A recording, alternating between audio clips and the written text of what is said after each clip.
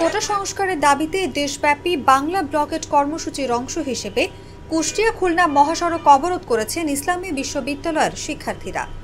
রোববার দুপুর 12:15টার দিকে সড়ক অবরোধ করেন তারা।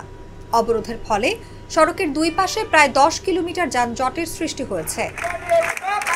এর আগে বেলা 11টার দিকে বিশ্ববিদ্যালয়ের মৃত্যুঞ্জয়ী মুজিব মুরালের সামনে জড়ো হন শিক্ষার্থীরা। পরে তারা মিছিল নিয়ে ক্যাম্পাস প্রদক্ষিণ করে প্রধান ফটক হয়ে কুষ্টিয়া খুলনা মহাসড়ক অবরোধ করেন।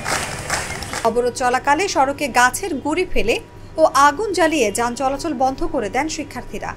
এখন তারা সড়কে গান আবৃত্তি ও বিভিন্ন সাংস্কৃতিক কার্যক্রম করছেন।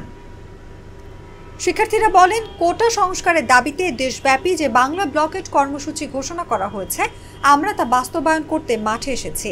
দাবি বাস্তবায়ন না হওয়া পর্যন্ত ঘরে ফিরব না।